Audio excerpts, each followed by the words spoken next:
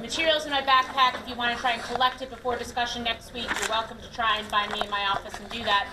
But Kim will have them in discussion next week. So there's still definitively issues with acid-base chemistry. I mean, I honestly, at this point, we should be able to do that. And if I can't tell you enough how important it is, when you get to biochemistry, you need to be able to do it. I mean, if you're planning on going on, you're going to get stuck again next term when we start talking about polyprotic acids and what's the form of the amino acid and what's the PI of a protein. Because these are the types of things that you have to do in either 461 or 463 eventually. And in 272, you actually talk about titrations of amino acids, polyprotic acid titrations, etc. You need to be able to do acid-base chemistry. I'm out here begging you to learn acid-base chemistry. So I'm going to continue to beg you. Does everyone remember that extra credit problem on the last homework? Yeah, be looking for something like that on the next exam. Definitively be looking for something like that on the final. Okay? I'm warning you now. You will see it. Just like that, you will see it. So be ready for it, right? Meet me and do the material, and you'll be able to get those points, which is what you all want, right? More points. So study it and you'll get more points. Now, the trouble, I think, stems from that, the inability to still just do basic acid-base reactions, because you need to bring that into this type of thing. Now, this is the last bit of what I saw with your hydrolysis reactions in basic milieu, right? You were doing hydrolysis of that large amide, right, cyclic, lots of different things going on. And it required 4 moles of OH minus. So for every mole of OH minus that reacts, you know that you form a tetrahedral intermediate. Everyone's doing this part fine, so this is all good. Does anyone else smell smoke? Yeah. You think we're okay? Does it smell like cigarette smoke? It smells like cigarette smoke. Smells like cigarette Not smoke. Like Like cigarette smoke.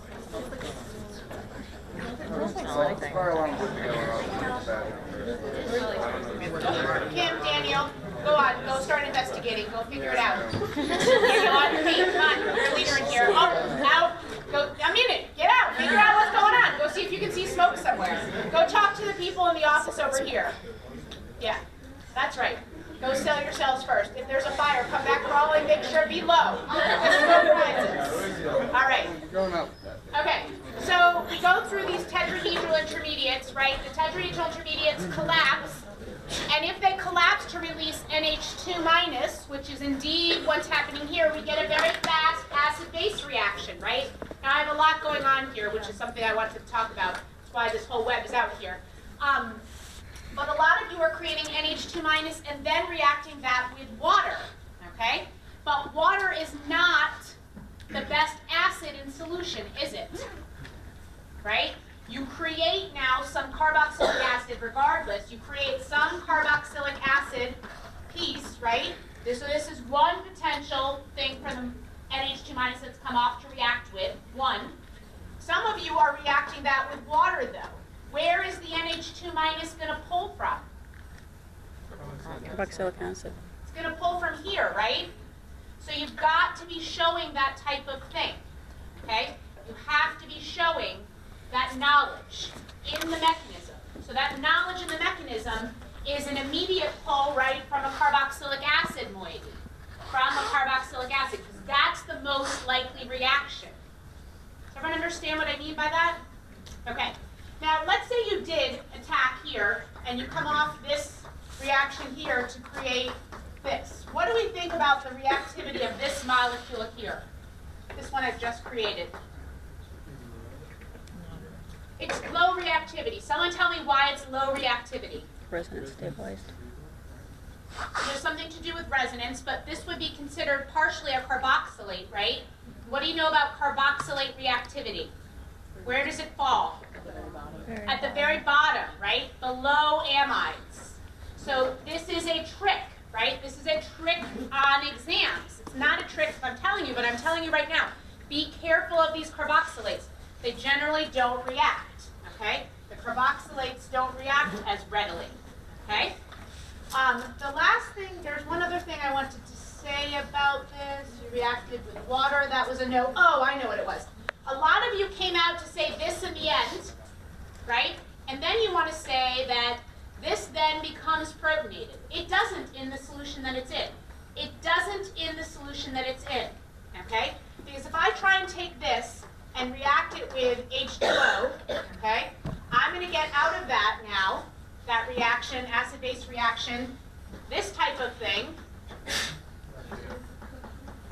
and this pKa is 5, this guy is 16, which way does it go? To the left, right? Comes back this way. So you can't actually protonate those without dumping in some acid as a workup step. You need to literally add acid to the reaction in order to collect your starting with your end products here. Okay? There's a few lessons in this. Okay? Number 1, be careful of the carboxylates. They have low reactivity. Number 2, NH2- and even OR- from ester hydrolysis pulls from the carboxylic acid formed, not from water. They pull from the carboxylic acid formed. Okay? And number 3, we don't create neutral species in water because our carboxylates do not react in a productive acid-base reaction with water. Okay? Yes? If the NH2 is going to attack the carboxylic acid, it will create the carboxylate. So Right. how come the OH- can attack that carbonyl? Okay, again? so to guarantee full hydrolysis, you're likely seeing attack of this, which is what I'm showing before this, you know what I'm saying? Oh, before Yeah, that, and okay. eventually you're getting a double reaction here, which is what I'm showing in my web. Okay. Okay. All right, are there any other questions about this? Okay. Let's move on then with the material. So last class, we were reminding you about the hydrolysis reactions. We reminded you about the interconversion reactions. There are a few trailing reactions here in this chapter, and they include, the smoke is not getting any better. It's getting worse. It's getting worse. Yes. I don't want to be the one to pull the fire alarm. It's only in here, that's good. So the fire could be over here. Those do you want to look behind here? I don't have a. Someone want to call maintenance? Someone get out their phone and call someone. Someone. Call forward. Call. Yeah, call someone. Call 911. All right, we're putting a pause on class here for a minute. I'm going to go investigate. It's a trap. Just kidding. My phone doesn't like respond. I have a reaction. I think there's too much going on. What is this called? The H.J. Patterson. Yeah. Lectures are always on you. Can you see your No. Girl. That doesn't sound good. She's going to open that door and the alarm's going to go off. There it goes. There you go. Reactions from the, I don't know what, I never want to teach in this room again. They're going to be like, go over to HTV. No! Oh, brother. Okay. So there are a few trailing reactions from this chapter after the hydrolysis portion, after the interconversion portion. There are a few trailing reactions, and they include, in no particular order, the reduction reactions, which can either use our 1 mole reductor, right, which is diisobutyl aluminum hydride. This was our 1 mole of OH minus, or H minus, pardon. Or lithium aluminum hydride, which we know is necessary for all carboxylic acid derivatives, right? Do not react with NaBH4, right? We know that. Okay, so in this case we have the reduction reactions. Some of these react with Grignards, okay? Certainly through esters we see reaction with Grignards. If you get down to the amides though, you should remember that there is the ability to pull the protons from that nitrogen, that terminal nitrogen, and hence you have to be very careful about reactions, or there are no reactions with Grignards in amides very efficiently. So we'll put in here all but amides. And generally you see this for esters. You don't generally see it for acyl chlorides or anhydrides. You generally see these reactions with esters. And then there's the reaction with Gilman reagents. And the Gilman reagents, you know, are coupling reagents. And so this is only the alkyl or the acyl chlorides. Okay? Only the acyl chlorides. Okay, so when we look at these reactions, it should be pretty apparent what happens with the reactions. Okay? So let's just try and work through a couple of them. Okay.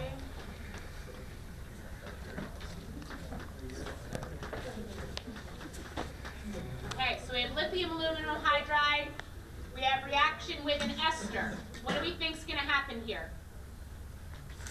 Ester. It's going to reduce to a first tertiary alcohol.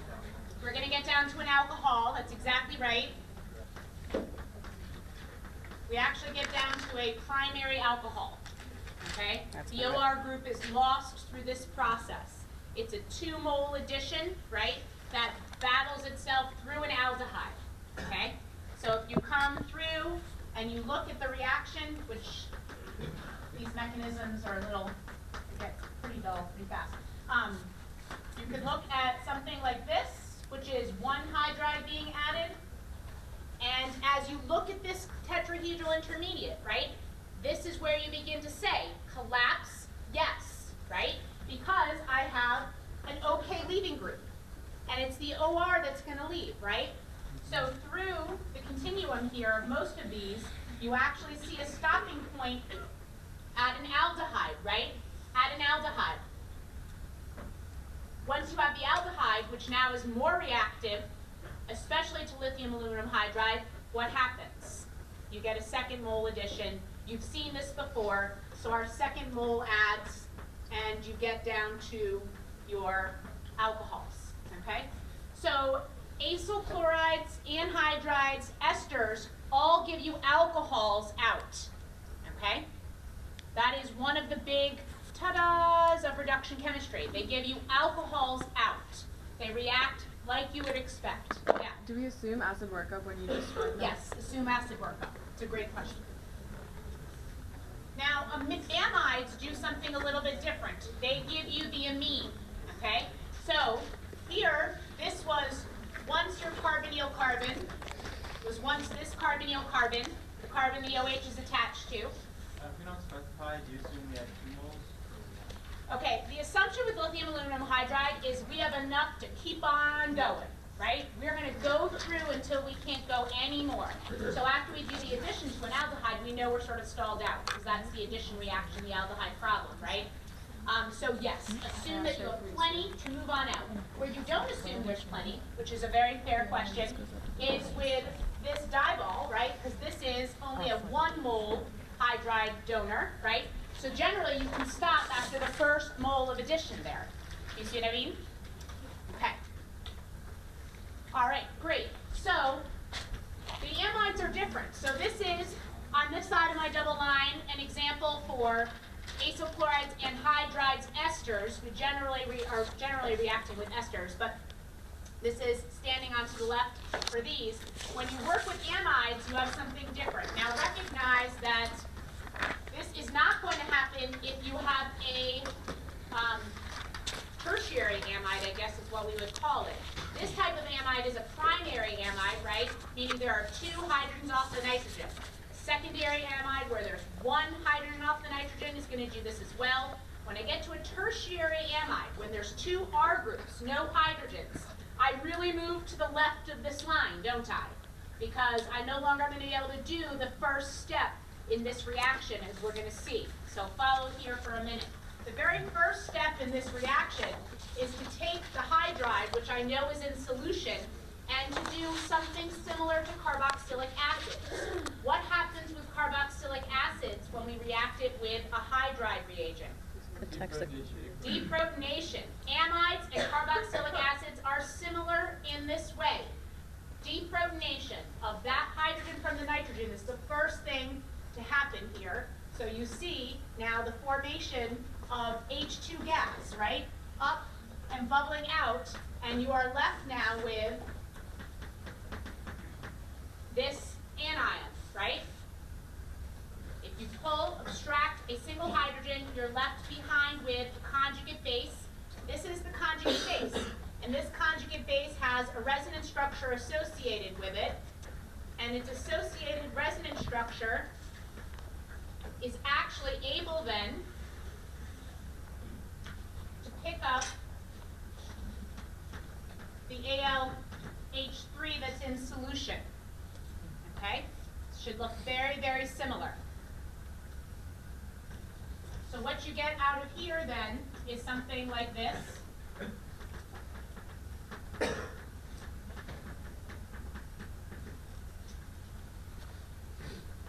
I have a bond to the aluminum from the O minus, a bond to the aluminum. The aluminum now is negatively charged again, right? It's primed again to come forward and try and lose a bond. Okay? Yeah. I was just going to ask if this will tautomerize like a... Oh, does it tautomerize? This is not, it can, right? This is like the tautomerization resonance of it, but this actually is not going to tautomerize once the aluminum is on there, because the aluminum is on there in a very specific way, right? It's on there to release a hydrogen right away. It's not ALH2 that added, right, which is not ready to release right away, but it's rather ALH3, which now is again negatively charged at the aluminum center and ready to donate again. Does anyone remember or know why we know these crazy mechanisms? Trial and error. Trial and error? Sort of. You just all believe we're like the word of the Lord here? The Ten Commandments?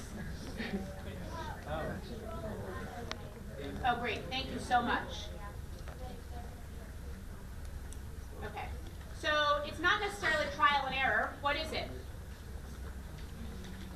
They're expecting something else and then they did some analysis and they got something different. Okay, I like the did some analysis and did something different. That part I think is really good. This is actually kinetic theory, right? We study all reactions using kinetics, okay? And the kinetic theory tells me, right, something about the reaction and the types of intermediates that exist along a continuum. So what I do is I write out a possible mechanism, I study its kinetics, understanding its rate determining step and other potential steps in the reaction. I analyze the data that I collect, and then I either accept or reject the mechanism that's been proposed. This is like all science, guys. This is, not proven, but not dismissed yet, so accepted. This is an accepted mechanism, okay? Does everyone understand what I mean? So we know this exists along the continuum. Eventually we see, the reason I bring this guy up specifically, sorry, I'm going on, just one more minute, is that hydrogens can be replaced with deuterium. Deuterium is heavier, moves more slowly, and we can actually study these mechanisms very carefully, especially when there's hydride transfers, because deuterium is going to move more slowly than hydride.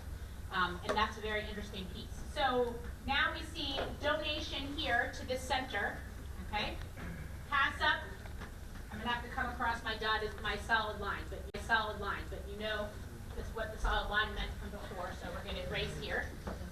So as I come across here, I get to now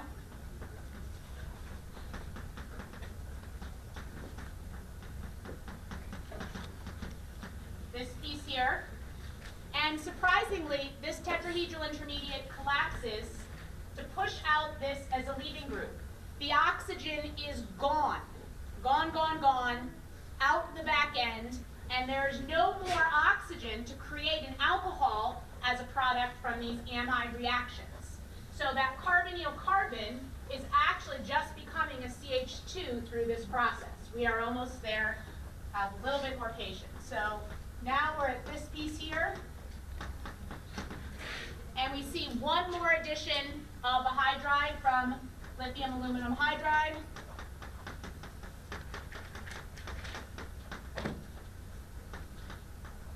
And we are stalled out at this point. This is the bottom of the line. I can't push back anymore, right? That nitrogen can't collapse down and push out anything. All I have are carbon leaving groups or hydride leaving groups. So we're done, okay? And as you know, when the reaction stalls out, we wait a certain period of time, whatever's necessary, and then we work up our reaction with H3O+, and what we get out of this then is an amine, where now this carbon here, the CH2, was once the carbonyl carbon, okay? Very different than all the other derivatives, okay? Yes? Why didn't in the step over here, the second H minus deprotonate C1 again? here? Yeah, why Okay. did it deprotonate again? One more time? Why did it not deprotonate the other H? Why aren't we deprotonating here? Yeah. What does that mean? There is no deprotonation that can happen in this are you asking? Oh, I guess would it deprotonate again, or would it? Oh, no. This proton is no longer as acidic as the original because now it's off of an sp2 carbon and not an atom, and not an sp3 atom. That's a really good question. Okay, we've changed the acidity here. Yes? So after the acid part, the H3O plus part, you would just stop at the NH. Yep. This is the end of the line. This here is the end of my reaction mechanism, and now I'm through to my workup step. Okay? Yes?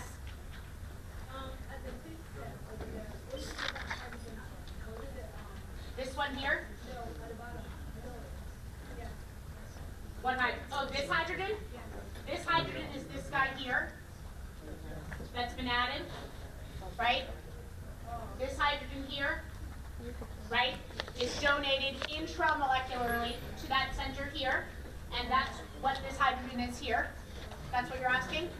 Yes? Why is the intramolecular favored over an intermolecular? Can't you get a hydrogen?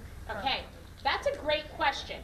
And you guys ask this question often, right? This inter versus intramolecular piece, right?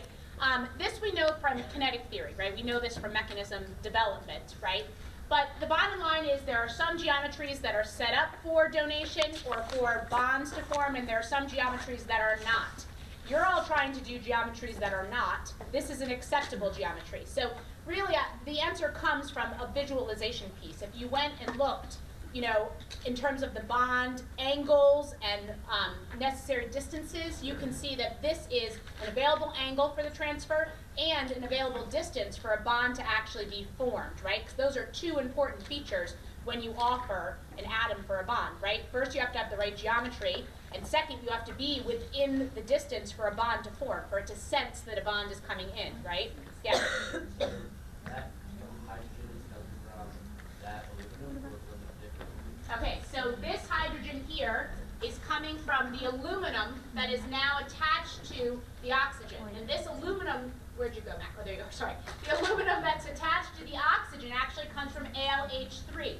AlH3 is beginning to grow in the pot after I've done this acid-base chemistry, right? Because this hydride actually came from AlH4, right? I used one of these. I used this one to do the acid-base chemistry, right? Where I created H2 gas and now it's bubbled away. And from this reaction, I create AlH3. This is a fantastic electrophilic center. Why is this a fantastic electrophilic center here? Orgo 1, what? It doesn't have an octet. That's number 1, right? Electrophiles are found by either knowing their Bronsted-Lowry acids, their metal centers, or they're containing group 3 atoms. Group 3 atoms have a sextet around them. They always drive to the octet. They're fantastic catalysts because they want the bond and then they dump the bond fast, right? Want, dump, want, dump. They're these fantastic catalysts, okay? So that's where this came from, Mac, from that first acid-base step. Yes? Why in that step do you, at the very, very top, do you react with, over to the left one more time, up, yeah, there. Why do you attack with the aluminum again? Like, why doesn't it just stay there? Like, why does it want to go right to the here? Yeah. Yeah, okay, this is a mock of sort of a carbonyl center. Does everyone see this? This is an imine, am I right? Right? You all know that this is an imine along our path. And what is an imine but a mock of a carbonyl carbonyl center, right? And that's exactly why reactivity happens there, for the same reasons we say there's carbonyl reactivity, right? There's a double bond, there's a resonance structure that I can draw there, there's some electronegativity associated issues, but imines are reactive at that sort of mocked up carbonyl center, which is exactly what this is. Exactly. Right? Okay, so this is where Kim and I were talking about this on the way over. And we're trying to figure out like how to help you guys best. We have many conversations about this, to and from class, in the office, all this stuff. And we were talking about how you sort of miss some of the bigger picture / sort of exceptions. So this is a place where you can gather the bigger picture and the exceptions together, right? Just understanding this piece here. So what did I say to you? All carboxylic acid derivatives give me alcohols except for amides, right? So all carboxylic acid derivatives lead to alcohols, okay? The carbonyl center, the site of the alcohol, right? The carbonyl center is the site where the alcohol is formed, okay? You can also say they give you a special type of alcohol. If they come through aldehydes, what type of alcohol are they giving me? Primary alcohols. Okay, so you can be even more specific than that, right? And as you come through, you know that amides that are what? What types of amides lead to amines? Primary and secondary. And tertiary amides I would lump back with the carboxylic acid derivatives. Great. Okay. They all follow the same mechanism, right? So see the mechanism. Practice the mechanism on each piece. You have the answer. Okay? There are questions about this? So the tertiary gives you the Tertiaries give you, they don't actually give you alcohols, but they give you something different. Because, well, maybe we can do that one on a weekly quiz. Okay. Anyone else? Questions? All right, so the last two trailing reactions are the reactions with Grignards. Most typically you see Grignards reacting with esters. Grignards do 2 mole additions. You can't actually get a Grignard to do a single mole addition. Very hard to collect the product in between. Remember that all of these in-betweens are aldehydes and ketones generally with these reduction and Grignard pieces. So really, when you create an aldehyde or something like that, a ketone, they're still reactive in the conditions you have. So the reaction keeps on going. Yeah? Did you say that a tertiary amide would be lumped back into the carboxylic? Yeah, I think we're going to have to look at that one a little bit more closely, but I need to move on today, so I'll come back around to that. Okay. All right, so if I look at an ester,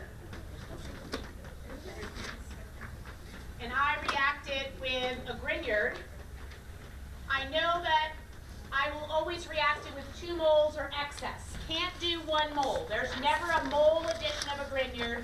It gives you a slew of different molecules, none of which are a major yield, so not very helpful to me. So generally we do these 2 mole additions with Grignards.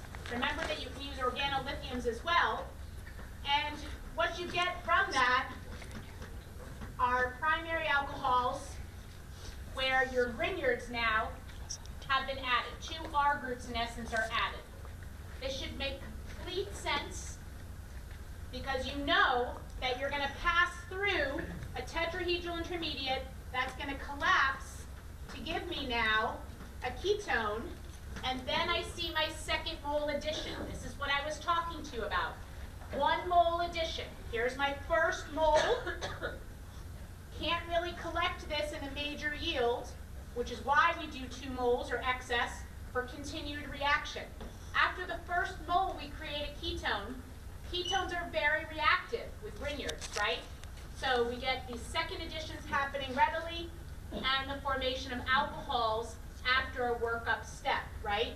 So this would be 2 moles of Grignard followed by, you know, your workup steps. Okay? Does everyone understand what I mean by this? Okay. And the last very helpful reaction are the acyl chlorides, which truthfully you know can do this. Any This is a coupling reaction. It's nothing more exciting than a coupling reaction. So you can have an acyl chloride here react with a Gilman reagent, right? Here's our Gilman reagent, R2CuLi. It's our Gilman. And we know always these Gilman reagents react with halogens to swap out exactly the halogen for the R group. Always. That's always what they're doing, right? So now you come to something like this. Okay? So ketones are the result. You go right from an acyl chloride to a ketone. Okay? Yeah. So we know that if we are adding carbon or hydrogen, that it's going to be 2 mole addition. But what if we only want to add 1? Can we use the dialkyl cupric reactions? You can't, the dialkyl cupric reactions with esters don't work as readily. You have to start with acyl chlorides, right? Those are generally what you see with those. Yes? What if you had different, like, carboxylic derivative groups on the benzene? Okay, so the Grignard formation still holds all the things you know that are near and dear to it, right? You cannot have any OHs, NHs, etc. off of that molecule, right? They have to be pretty much hydrocarbon in nature, hydrophobic in nature. Okay. Yes. His question was, what do you know about the Grignard that you have that's added? And I said, anytime I say Grignard, you know never to add a Grignard that has a carbonyl, an OH, an NH.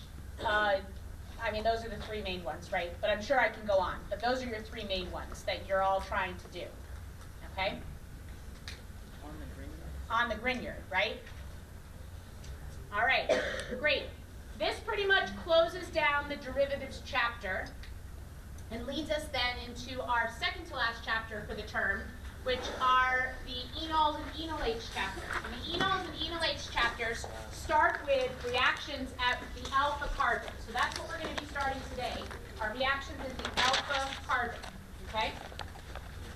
So when I talk about the alpha carbon, I'm talking about the carbon that's neighboring to the oxygen, okay? And it all is a result of keto-enol tautomerism, okay? So we can look at, say, acetone here, okay? This is my alpha carbon, okay? And the first stance in all of these chapters is to first talk about this mechanism, the keto-enol tautomerism, which we're going to do here now in a minute, which can be done in acid or base. That's the first thing they discuss. And as a result of this, the reactions of the alpha carbon that we can look at are things like racemization. That's a blast from the past. What is racemization again?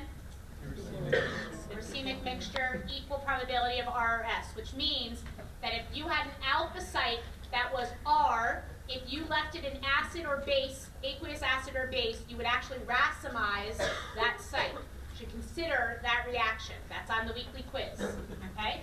You can halogenate that site. And the halogenation of that site actually is a further extension onto the iodoform reaction, or the iodoform test. Do you still do this in the Orgo 2 labs?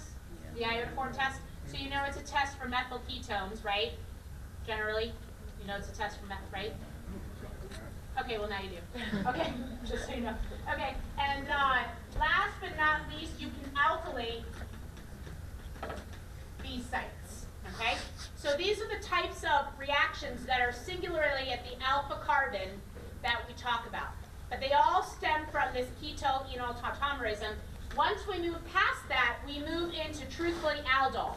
The main reaction from keto-enol tautomerism is the aldol condensation reaction, and that will be next class. So, to start with the reactions of the alpha carbon, let's look at the mechanism forward and back in acid and base.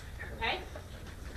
If I run this reaction in H2O and H2SO4, okay, I consider what happens happens here, one of the very first things that can happen is H plus here can be added. We know that this has an equilibrium associated with it. Now what you all want to do at this point is add water to that carbonyl center, because you've done it a million times. That's sort of what you get used to, right? But there is now a secondary thing that can happen. Now while we could add water to this to create, say eventually, it would have to be 2 steps this way, to create this is a hydrate. What do we know about the equilibrium constant for this? Does this sit to the right? Meaning, is this a likely product that forms if I study the equilibrium? The answer would be no. If I actually studied, analyzed how much of this is in solution and how much of this is in solution, very little of this is in solution, which in essence means this reaction doesn't sit in the forward direction, right? Doesn't sit in the forward direction. So if this reaction sits to the left, I have to come back and say, is there anything else that can happen here? And the answer is yes, of course, because it would be too easy if the answer was no. And this is the secondary reaction that can form, okay? So again, we know this because there's very little of this in solution, very little measurable amount of this hydrated complex in solution. It exists much more for simple aldehydes. Like formaldehyde is a large hydrate complex that sits in solution. But ketones have very little. So this is a potential secondary reaction that can happen. Yes? For example, do you want to show us the resonance? Even though You can show resonance here. It doesn't matter here. Yeah. Okay. So this is our enol, right? Now if I want to come back around, because I know that this is constantly in flux, right? Constantly in flux. I now have a double bond that's sitting around an acidic milieu. So I can actually move back pretty readily here to this piece. And all I have to do, right, is resonate. These are resonant structures of one another in order to get back to my starting material. Does everyone see the cyclic nature of this keto-enol tautomerism? It's going around and going around and going around, okay? What do we know about how much of this is present in solution?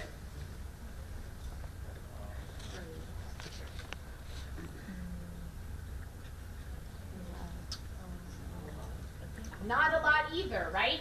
Because this looks pretty much like the outcome of one of our alkyne reactions from last term, right? If I take this reaction and I do H2O, H2SO4, HGSO4, I come up with this, which I know tautomerizes to give me this, right? This is how we talked through this reaction.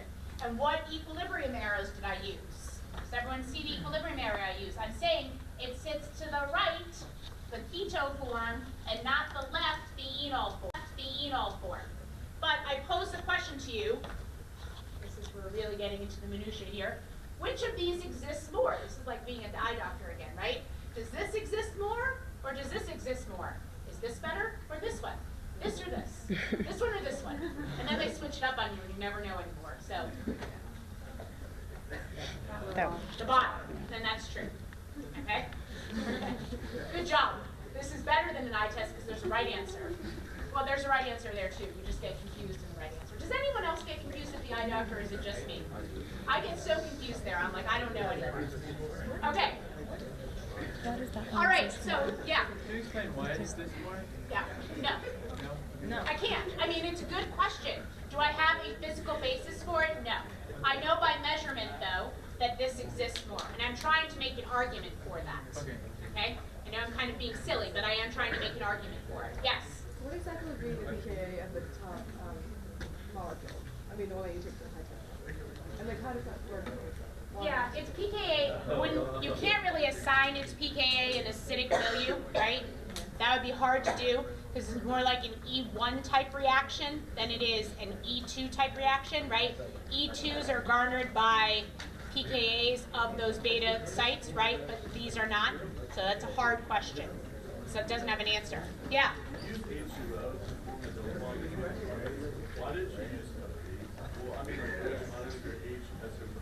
Okay, so this is, I'm just about to do that actually. So this mechanism that I have that's cyclical on the right board is the reaction, the keto-enol tautomerism that exists in acid, right? In acid conditions. So if you're in acid conditions, these are the types of intermediates that you're going to see in solution. This could also happen in base conditions, okay? So we're about to look at that guy. In basic conditions now, I have a different mechanism. The mechanism in base conditions is one like this, where I see initially first a pull of that proton, right? And I get out, instead of an enol, it's called an enolate ion. And the enolate ion could certainly, this can go back and forth, back and forth, back and forth, right? So because I can come around here and I can pass this down and pick up a proton from water here, right? So this is coming around back and forth, back and forth. The enol, or the enolate, can also pick up a proton at the oxygen center to become this here, which is the enol. So in solution though, you don't see much enol, you do see a bunch of enolate, right? That should make sense that there's a bunch of enolate there, okay? And not as much enol. But you can certainly do the tautomerism in base conditions as well. Acid and base. Tautomerism. I didn't hear Yes. you said there's more what than what. There's more enolate, right? There's more enolate than there is anything else. Generally, because there's an equilibria associated here, right? And this acid-base chemistry really is an equilibria as well, okay? And that's actually probably a good thing to note. Definitely equilibria associated in each of these ways. Okay, so acid or base? Acid or base. Now, each one of these capitalizes on the formation of that double bond. The racemization is going to be done on the weekly quiz. The halogenation we're going to talk about here. Okay? Yeah. Did you have the negative charge basically coming down to form a double bond, and then you end up with an OH? So what happens if this comes down, this is going to pass out, right? And it's picking it up from water. Right. Yeah. So you create OH minus, which you know is fine, and that's actually what you right back to here. Right. But just why is the arrow pointing to the enol? So you have one arrow coming this way and one arrow going that way. Two different things that can happen from that same thing. Okay. All right. So one thing we should recognize is the presence of the double bond, right? The presence of the double bond now means that we can actually halogenate, okay, by using X2 in solution. By using X2 in solution. So let's look at each of our enols and enolates and talk about the reaction of X2 in solution with these enols and enolates, okay? So while all this stuff is going on, okay, I focus on the end product here, so I'm going to erase everything, right? This is in acid conditions. I have an enol here. And in base conditions, I have an enolate. And the question is, what happens when X2 is in solution? So here we go. If I put X2 in solution here, I have now the ability to capture that halogen. Does everyone see what I've done? The oxygen electron pair pushes down, pi electrons are used to pick up a halogen, okay? The other halogen is off the market now. And now I have this piece here, okay? Where'd the extra carbon come from? I don't know where the extra carbon came from. I like it. It's not bad. Thank you. Okay. I can do the same thing here, and then we need to ponder what is going to happen after this reaction here.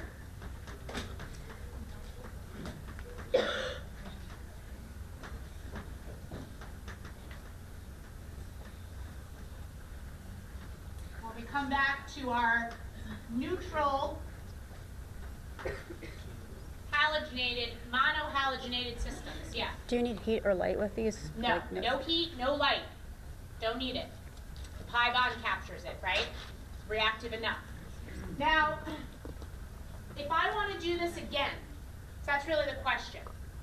Which one of these is going to monohalogenate, and one of them is going to keep on going. All right? Hopefully you already recognize it's the base that keeps on going, because that's the basis, haha, for the iodoform test. That's a bad joke, but it's true. And the reason is this. If I want to take this halogenated complex in base conditions and create an enol, I ask you this. Is it easier to pull now this proton, which is exactly the one I'd pull, is it easier than the original ketone or harder? I want to pull that one right here. Do we think this pKa is lower than it was in the original acetone or higher? Higher. It's more acidic, right? This hydrogen here is more acidic than the original one in acetone. Why is that? Because the electron withdrawing here. Very easy to create an enol again and run this reaction again.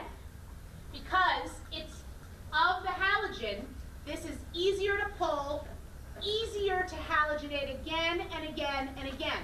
What you wind up with in the end is something like this. Okay?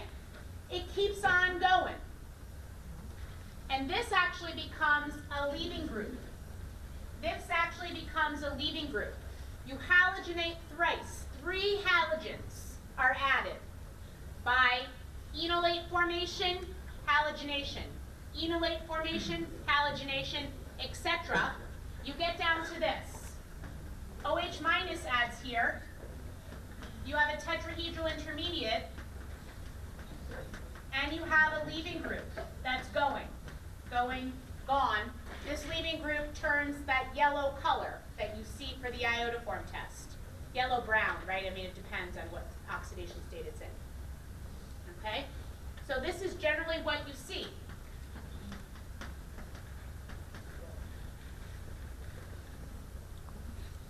Okay? And does anyone want to guess what happens here? Just take a guess. It takes the proton. It does acid-base chemistry. See how much you have to love it? You gotta love it. Acid-base chemistry. Now let's look at this guy over here though. Because what has to happen first is, when I form my enol,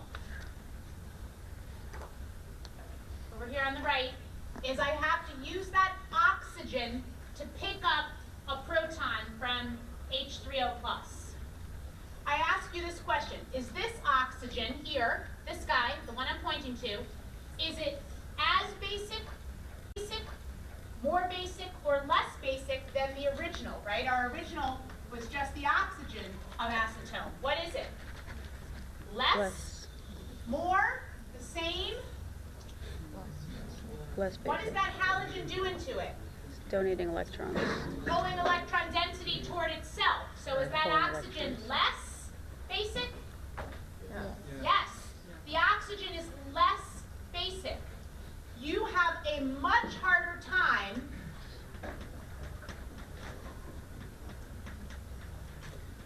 in enol creation, which is a requirement to halogenation, right? So, I posed the question before we went and looked at this a little bit more specifically. I said to you, which of these conditions leads to a single alpha halogenation? What's the answer? Acid. Which one of these leads to multiple halogenations? Base. Great.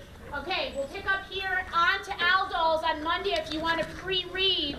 We're in aldols and enolates, etc. That's where we'll be.